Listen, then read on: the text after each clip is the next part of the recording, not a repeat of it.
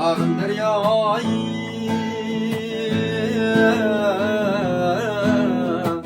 Muşnaqışdan 10 sol qol qanaçalımız eng oddiy holatda ders qilib deb beray. Hatto yurakni eslatib bergan bo'lsangiz rahmat. 10 qo'l chaqanda hi ar sen su hi ar sen su oluji.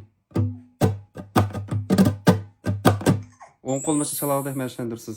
Sol qo'l shildiqi akkordni men ustiga guruhlab yozib qo'ydim. Asta qaraygan bo'lsak, tarim daryoyi. Tarim deganda yedi boshlabdimiz. Bir y degan yakiga vaqtimizda am degan chiqibdi. Qayerga kelganda qaysi akkorddan ishildi ekanmiz. Mening chog'inimni astiga tekisga qarab ko'p tushunib olsangiz bo'ldi.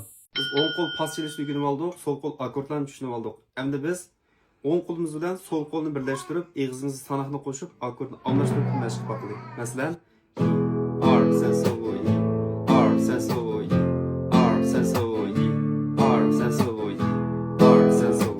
Mushunchash mashqni kun yarim soat qiling. Bizdan da eg'izimizga sanoqni naqshga almashtirib, naqshni edibdan bir sinab boqaylik. 0 seviyadan başlap ketaş yaşayındıqalla жаңызы олтырыплам үйгіналайған үнідar tor дәрсіған түзіп қойдым. Дәріс 10 yaştan 60 yaş қышымасы келді, 20 күнде 30 күнімden ақшап кеткенлерім бар.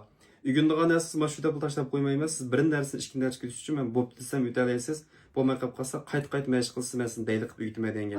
Қатыш бақайдайғалла, үндар номерім 132-79-97-07-28. Telefon nomor qo'shilmay qolsa, ustidagi pininchi xatdan bir so'mlar qo'shilsin bo'ldi. Undan so'ng naqsh o'rganib boqayli. Tarim daryoyi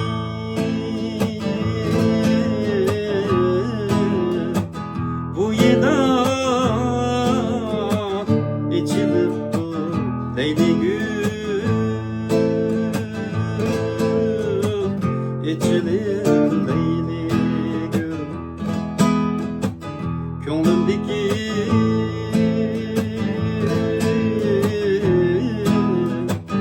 yarımga kızım